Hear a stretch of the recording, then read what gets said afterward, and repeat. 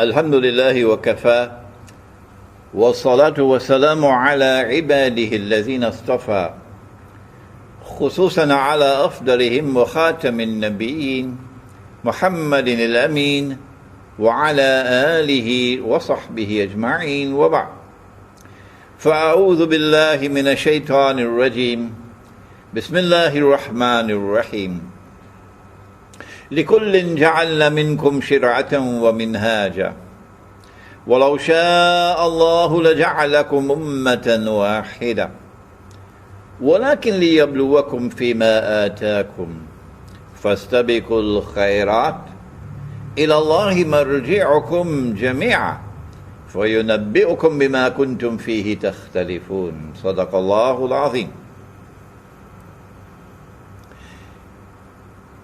We welcome you today, brothers and sisters, from Masjid Al-Ghufran in the Tamantun Dr. Ismail district of the city of Kuala Lumpur in Malaysia, as we address you, our brothers and sisters in Egypt. We live in a very strange world today. It grows stranger and stranger every day. It's a mysterious world.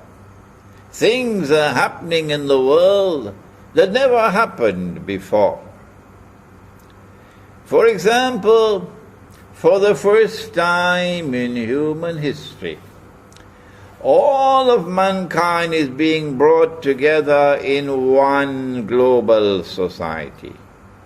Is this by accident? Or is there something which explains it? All of the world is being herded into one global economy. Never before in history did this exist. Is this by accident? Or is there something which explains it? And all of mankind is brought into one bogus and fraudulent monetary system.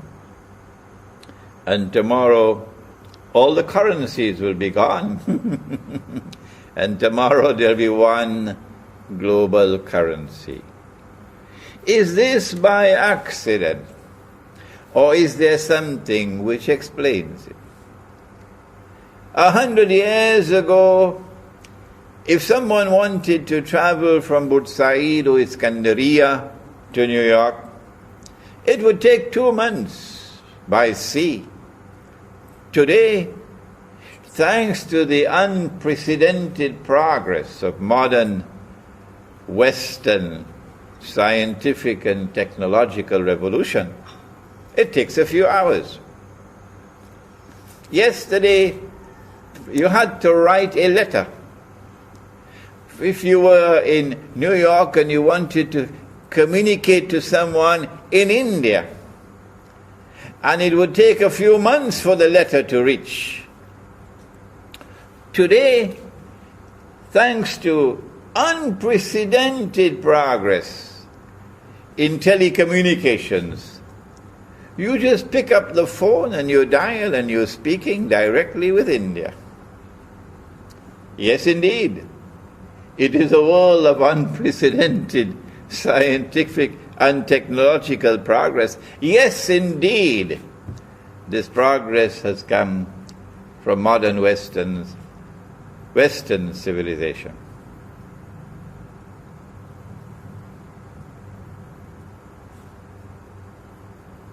There are those who see with only one eye. They are internally blind. For them, knowledge comes only from external observation and scientific experimentation.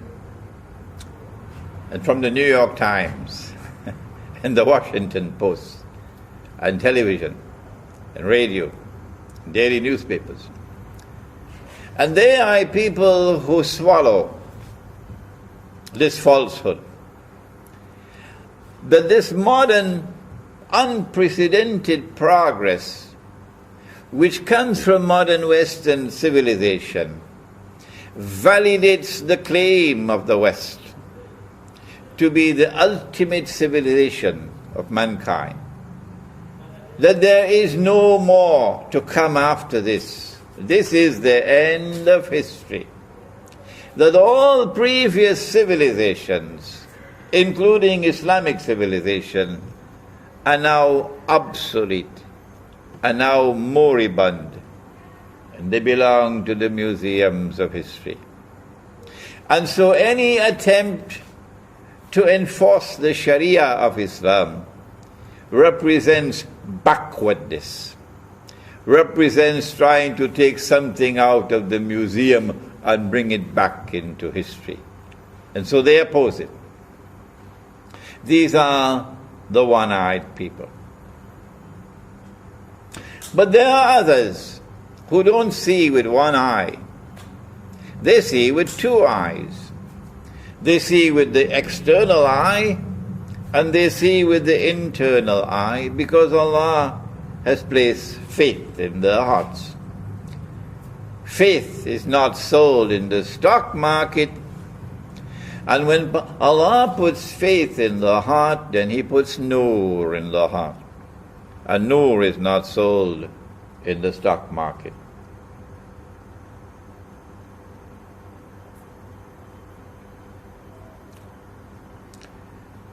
When these people look at the world today, they don't see a world of unprecedented progress. On the contrary, they see the worst of all worlds. It's never been worse than this. Because they can penetrate beyond the external facade of scientific and technological progress.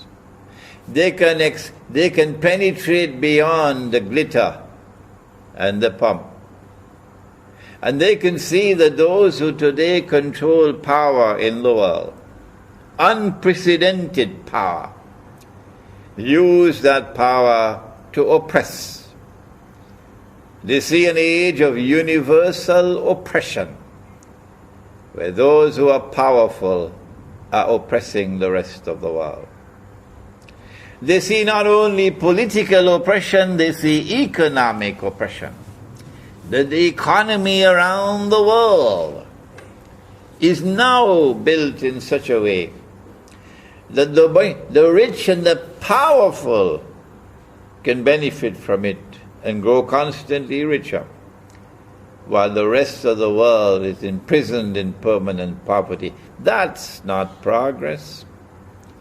They see not only political and economic oppression, they see monetary oppression, where a monetary system that is bogus and fraudulent and utterly haram has been imposed upon the rest of mankind by modern Western civilization.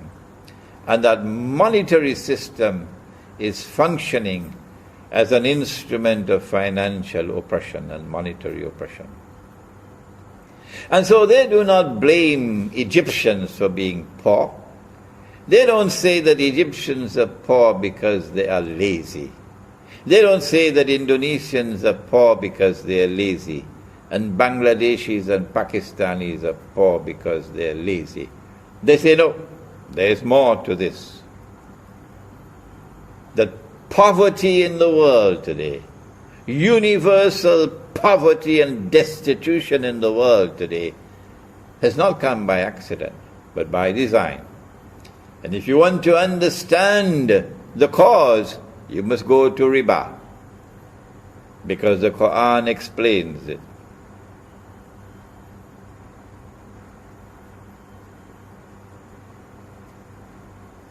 And so now let us turn to the subject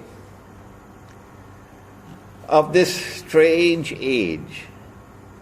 Before we turn to the Sharia, and to Egypt's predicament, and dangerous predicament at this moment. Who are those who control power in the world? And who are those who are ruling the world today? And how should we relate to them? Does Ikhwan al-Muslimun know the destination to which they are taking Egypt today? Does the Ikhwan al-Muslimun know the destination to which the world is being taken today? Do they know what is the end of history?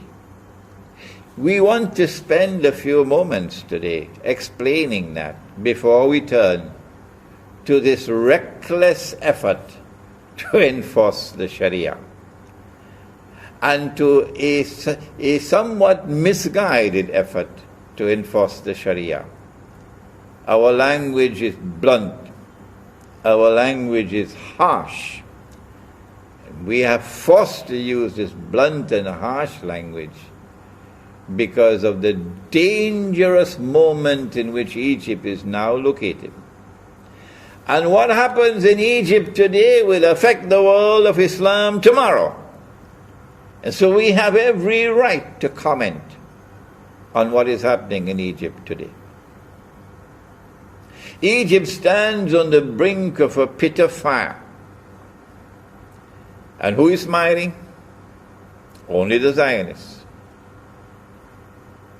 The Zionists are the ones who today control power in the world. And there are two kinds of Zionists. There are Zionist Jews and there are Zionist Christians. Every Egyptian knows that. And a strange and mysterious alliance has taken place between Zionist Jews and Zionist Christians.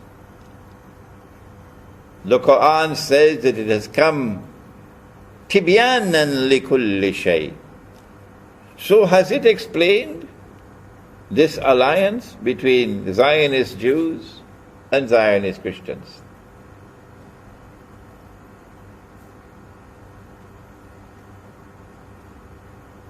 The alliance of Zionist Jews and Zionist Christians made its appearance, first of all,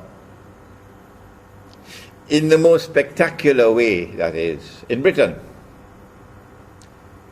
When Britain emerged as a ruling state in the world, and Pax Britannica appeared on the stage of history, and the sterling pound emerged as a universal currency. Did that happen by accident?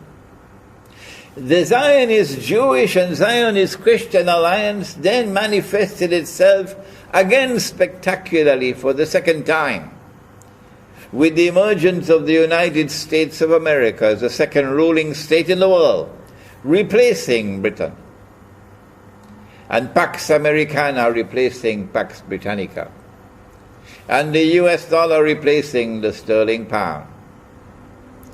Did this happen by accident? Or does the Quran explain?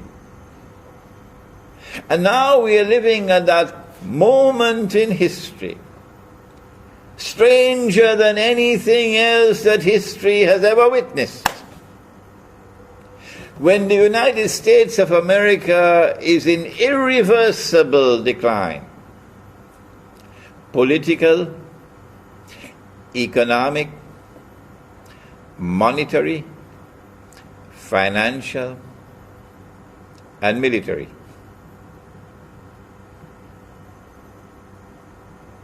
And the US dollar is heading for a meltdown.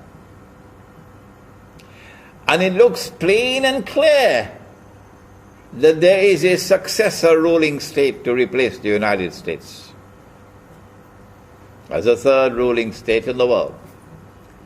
And once again it will be a Jewish Christian and Jewish, a Zionist Christian and Zionist Jewish alliance, which will spectacularly deliver to the world that third ruling state. And a new monetary system to replace the US petrodollar monetary system. We are living at that moment in history of transition. Does Ikhwan al-Muslimun have any knowledge of this? Has Ikhwan al-Muslimun done any research on this? To look in the Quran and look in the hadith of the Prophet sallallahu ta'ala alayhi wasallam for answers? In order to understand the destination to which Ikhwan is taking Egypt, and by implication taking the world of Islam, we need to answer these questions.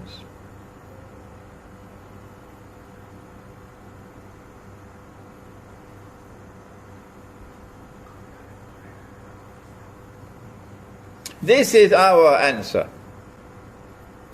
If you say that we are wrong, that's not enough. You must answer. You must give the explanation from the Quran and from the Hadith. Do not simply say that Imran Hussein is wrong. That's not enough. Tell us what is the answer. The Quran is tibyanan likulli shay. It must explain history. Our answer is that Nabi Muhammad alayhi salatu wasalam said that when Dajjal is released, he will live on earth for 40 days. Yawmun ka sana, yawmun ka shahr, yawmun ka jum'ah, wa sa'iru ayyamihi ka ayyamikum. Sahih Muslim. And when he is released on earth in a day which is like a year, he will be released on an island. And we have descriptions of that island in the hadith of Tamim ad-Dari.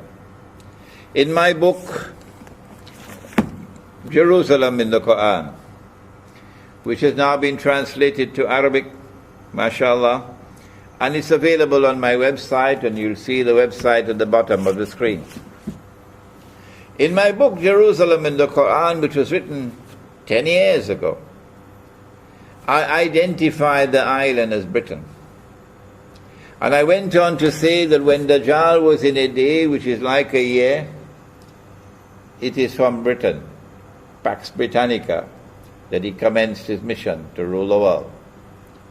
And that when Britain was replaced by the United States and Pax Americana replaced Pax Britannica, Dajjal had moved to a day which is like a month. And now that Pax Americana is in irreversible decline, and a new ruling state is to replace it, and a new monetary system is to replace the US petrodollar monetary system, we said it is Israel which wants to replace the United States.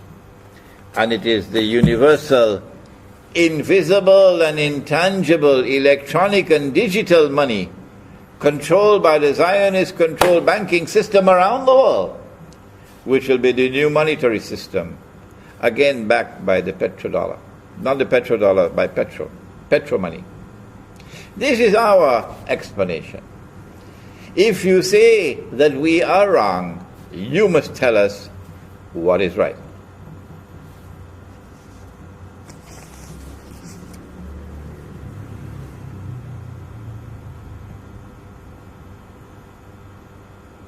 The Quran has directed attention to that Zionist Christian and Zionist Jew alliance. When Allah subhanahu wa ta'ala commanded in Surah Al-Ma'idah, بعد أعوذ بالله من الشيطان الرجيم يا أيها الذين آمنوا لا تتخذوا اليهود والنصارى أولياء. Allah is not speaking about all Jews and about all Christians. Absolutely not. Well then, which Jews and which Christians? The answer, بَعْدُهُمْ أَوْلِيَاءُ بَعْضٍ. He's speaking about a Jewish-Christian alliance which has now appeared in history, in the Zionist-Christian, Zionist-Jewish alliance, which lies at the heart of modern Western civilization. In fact, it has hijacked modern Western civilization What is the price that we would pay if we turn to Washington as our Qibla and hold the view that the Sharia belongs to the museums of history? What is the price that we pay if we accept the lie that religion and politics must be separate from each other and we secularize life, which is what the Judeo-Christian Alliance wants us to do? What is the price that we pay when we identify with them? Allah goes on to say, وَمَنْ يَتَوَلَّهُ مِنْكُمْ فَإِنَّهُ مِنْهُمْ.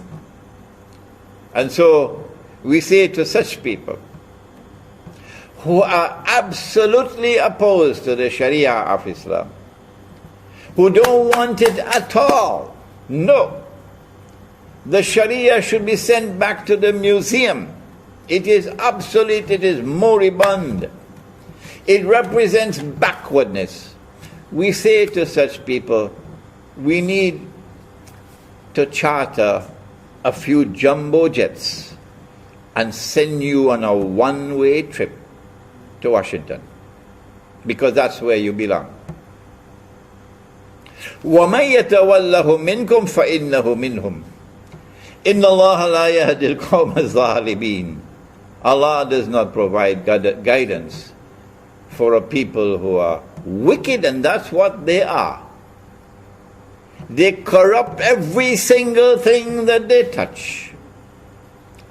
And they also present us with unprecedented fitna to test us. From modern Western civilization has come two things. And you are familiar with these words. The first word is fitna, and the second is fasad. There is fasad today in the political system. It's corrupted beyond recognition. It is collapsing all around the world. There is fasad in the economy. It is corrupted. It smells stink.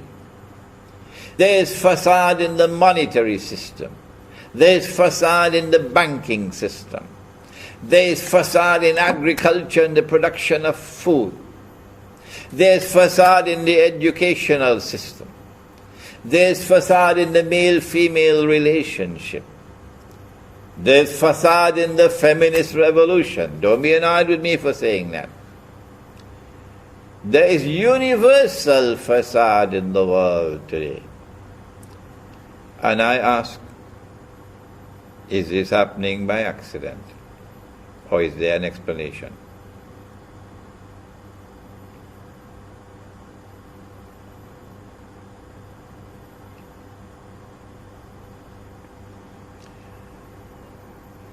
No, it's not happening by accident. Not at all. The Quran has come as tibyanan likulli shay. And the explanation is there in the Quran, Inna Ya'juja wa Ma'juja mufsiduna fil ard. That's the explanation. And I've written a book on the subject, an Islamic view of Gog and Magog in the modern world. The fasad comes together with fitna. We are being tested as never before in history. And there are those of us, and many of them are in Egypt, who share with me the view. There are many of them in Egypt who share with me the view that our ulama have failed us. If Egypt is poor, miserably poor today, the primary blame is that ulama have failed us. The money that we are using is not the money that Allah gave to us. The Quran speaks about dinar. The word dinar is in the Quran. The Quran speaks about dirham. The word dirham is in the Quran in the plural. And so long as we are using dinar and dirham, and remember, Tomorrow, Israel is going to be using dinar and dirham. Tomorrow. Just remember that. When Israel uses dinar and dirham, then the ulama of Islam will wake up. Is that Islam? It's coming. My guess is probably only about 20 years away from now, before Israel starts using dinar and dirham. Because every Jew knows that the money we are now using is bogus, it's fraudulent, it's haram. Every Jew knows that. The only people who don't know that are the ulama of Islam. And so if there are those in Egypt, like myself, who are worried about the enforcement of the Sharia at a time when the ulama of Islam have failed us, don't blame them. Don't blame them. How should the Sharia be enforced? Is there such a thing as a constitutional sunnah? Give us a moment to spend some time on this subject. Yes, there is a constitutional sunnah. And the constitutional sunnah is linked with the enforcement of the Sharia. Allah subhanahu wa ta'ala did not create us all as one people. No. وَلَوْ شَاءَ اللَّهُ لَجَعَلَكُمْ أُمَّةً وَاحِدَةً.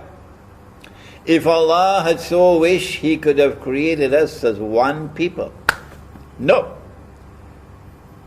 Rather, He created us with multiplicity, with diversity. إِنَّا خَلَقْنَاكُم مِّن ذَكَرٍ وَأُنثَى وَجَعَلْنَاكُمْ شُعُوبًا وَقَبَائِلَ لِتَعَارَفُوا إلى آخر الآية.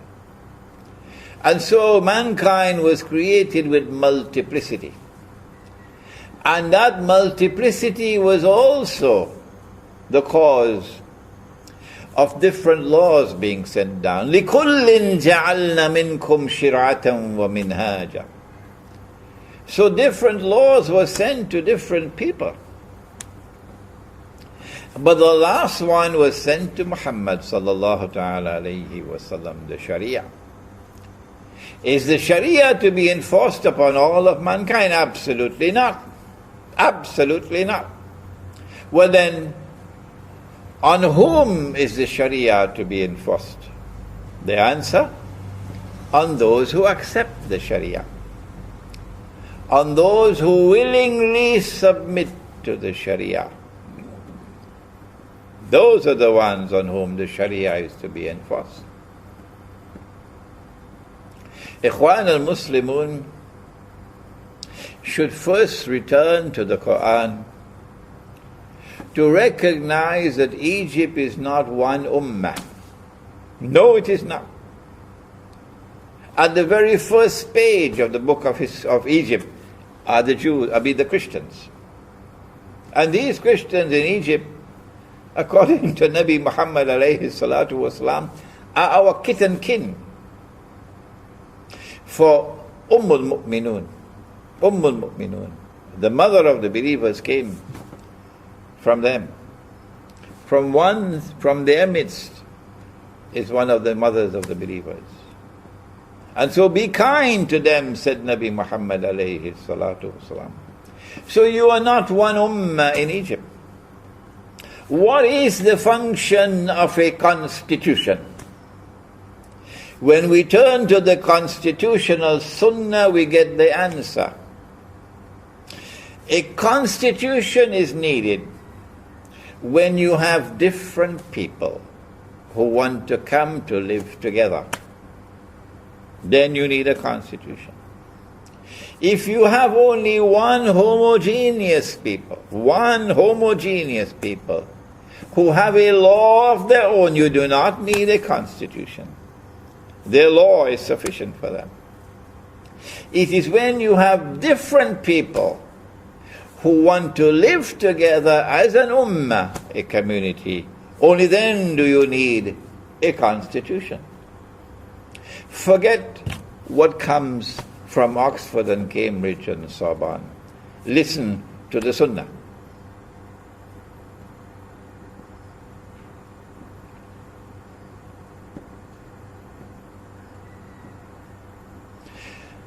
Nabi Muhammad alayhi salatu wasalam recognized the diversity of the population of Medina. He recognized that there were different Jewish tribes. Some of them at war with each other. There were different pagan Arab tribes. And then there were those who had become Muslim. And then there were the Muhajirun from Mecca. And when he arrived in Medina, guess what he did? Nabi Muhammad alayhi salatu wasalam spent about 7 months in patient negotiation. Not in a constitutional conference on the stage of history with debates going on in public. That's not wise. No. He entered into private discussions with each of the different tribes, each of the different groups, and negotiated a consensus. You cannot have a constitution without consensus. Ikhwan, constitutions are not established with referendums. You do not establish a constitution with an election. What nonsense. In order for a constitution to be established, you must have consensus. The Christians walked out of the constitution discussions in Egypt, and you still went ahead with it. Have you forgotten the Sunnah? Have you forgotten the Sunnah? Is this the example you are setting for the rest of the world of Islam? There are voices around the world today cautioning you for your recklessness. We hope and pray you will not be offended by our words, that you will still consider us to be your brothers, and that you will heed our advice and warning. We apologize to the Christians of Egypt. Yes, we apologize to you, because this is an embarrassment for us. This is not the way. This is reckless, and this is misguided.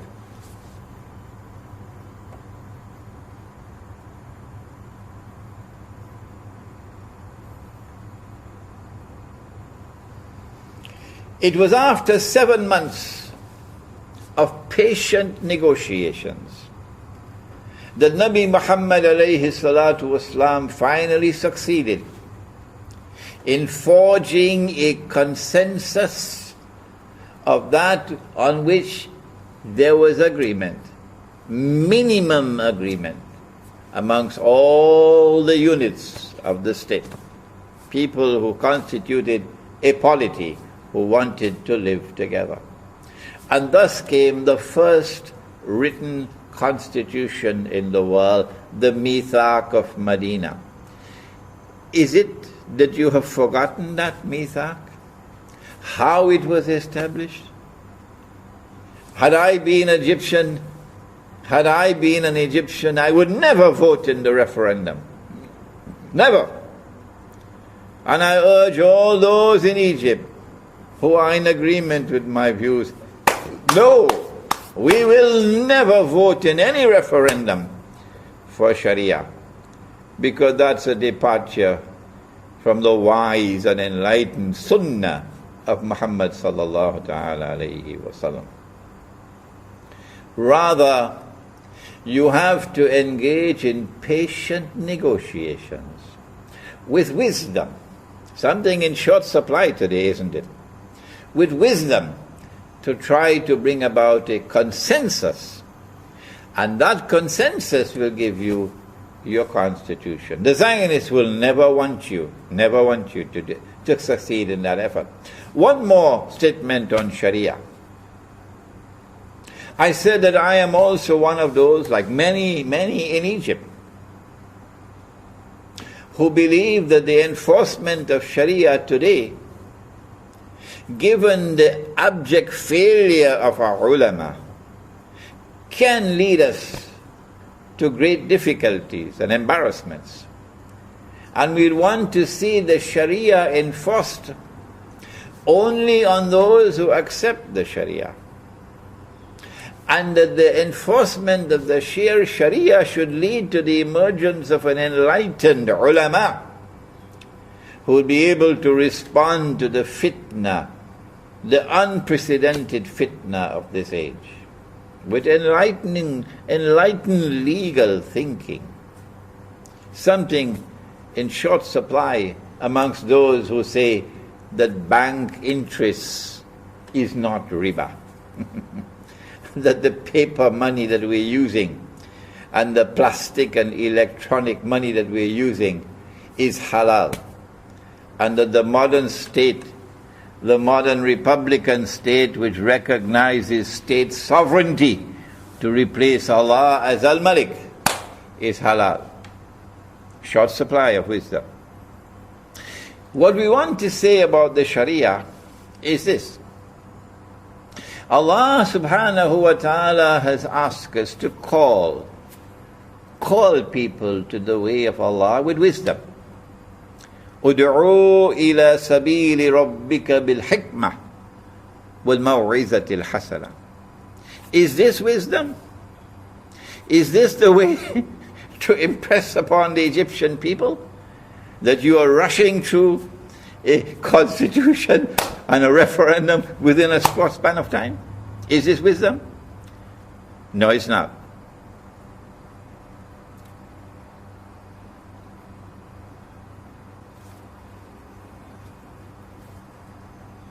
Well, then what is wisdom? Let me tell you what is wisdom. Wisdom is that you will enforce the Sharia as a parallel system of law in Egypt, alongside whatever rival systems of law there may be.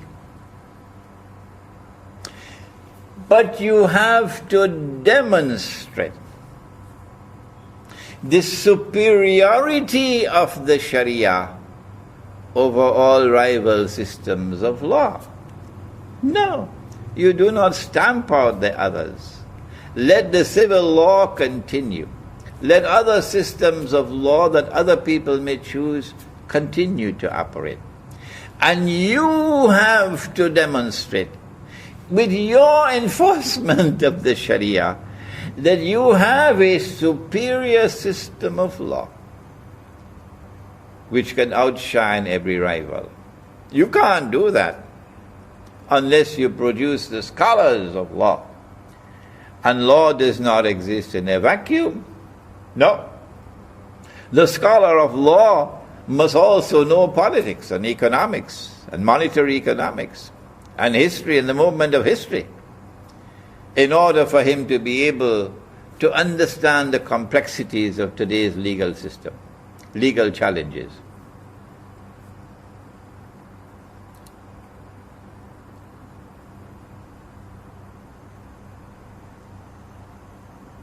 And so my word of advice is that instead of enforcing the Sharia upon a people who do not want it or who are worried about how it will be applied, do it a different way. Attract them to the Sharia by operating the Sharia in such a way that it will display its evident superiority over all rivals. One last word, ikhwan. One last word. What direction, what destination are you taking Egypt to? And what destination is the world heading to? We said that Israel is about to replace the United States as the next ruling state in the world. That's not by accident. That is Dajjal in a day which is like a week. And when a day like a week has come to the end, the Malhama has already occurred. And the conquest of Constantinople has already occurred, which is after the Malhama, not the one that occurred 600 years ago. Then Dajjal is going to appear. The khuruj of Dajjal is going to take place. And he will then appear in human form. And he's going to stand up. He may come from Khorasan, but he's going to stand up in Jerusalem and declare, I am Al-Masih. But the Jews will not accept him as Al-Masih until he rules over a holy land which encompasses the biblical frontiers of the Holy Land. And you know that, every Egyptian knows that. They changed the Torah.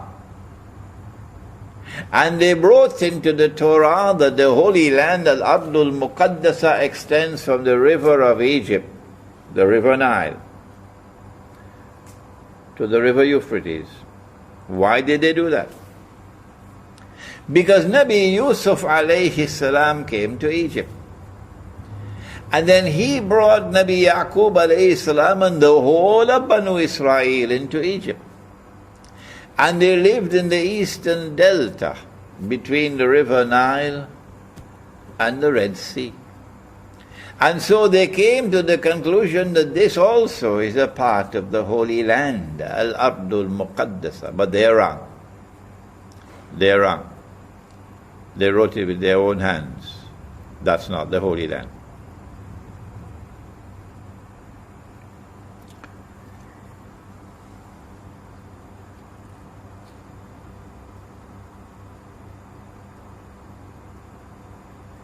And so, you don't need a PhD to understand. Of course, those who have the Qibla in Washington will never accept what I say. You don't need a PhD to understand that the Arab Spring was meant to prepare the way for the Arab slaughter. That they are preparing great wars against the Arabs. Because in order for Israel to become the ruling state in the world, Israel has to impose a political and economic dominion over the Arabs. Number two, Israel cannot impose a political and economic dominion over the Arabs unless and until Israel wages great wars. And these are not only military wars, these are also biological wars. And succeeds in substantially reducing the population of the Arab world.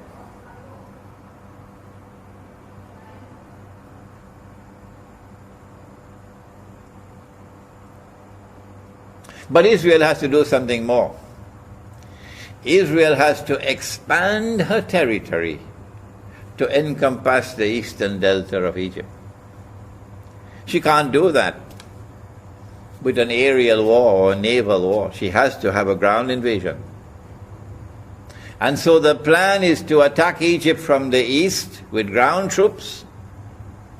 And when Israel attacks from the east, the NATO will attack from the west, from Libya. And those fools, and that's what they deserve to be called, fools. They were fools in Libya, and they're just as foolish in Syria today. Those fools who made an alliance with NATO, NATO being the military arm of the Zionist Judeo-Christian alliance. Those fools who made an alliance with NATO to overthrow the Libyan government have now given to NATO opportunity to be present in Libya. And so NATO will attack from the west and Israel from the east. And there will be a naval blockade from the north. And you have southern Sudan also, which is an ally of Israel today, from the south. And so they'll attack Egypt from east, west, north and south, from above and even from below, because they now have the power to make earthquakes. That war on Egypt is coming. and they need a justification for war. They need a casus bellum for war. They don't want to attack Egypt and appear to be aggressors.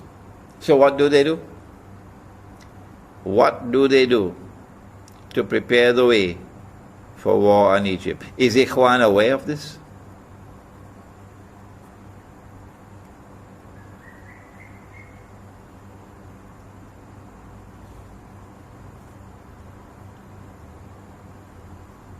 At a moment when Egypt should be coming together, all the different forces in Egypt should be uniting to resist the greatest threat that has ever existed in Egyptian history, the Zionist threat of an attack on Egypt.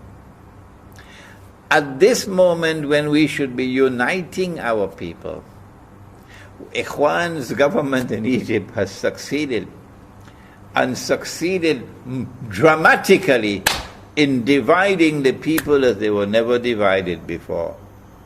Is that wisdom?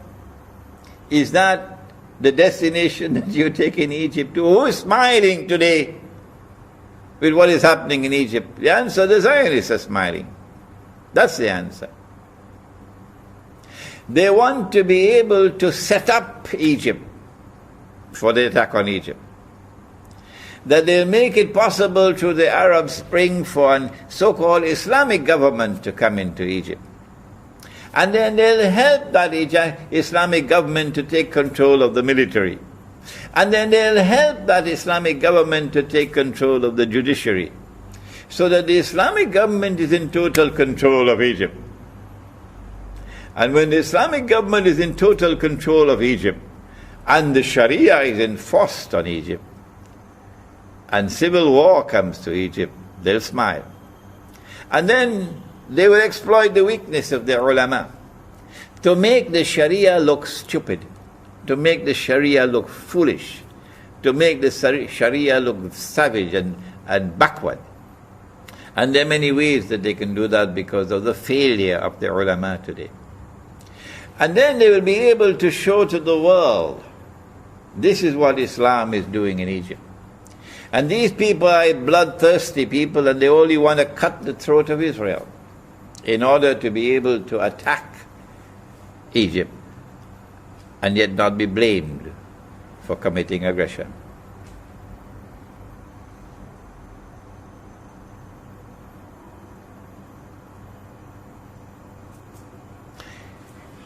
Is Ikhwan going to take Egypt to that destination? Knowing that that's the destination to which the world is now moving? What should we do, O Egypt, at this moment? After the colossal failure of the advisors to the present Egyptian government, they should be removed. And men of greater wisdom should take over. Number 2, no constitution should be enforced upon the people unless and until it is arrived at through consensus. The Christians in Egypt have an equal political right to the Muslims to a constitution to which they will agree.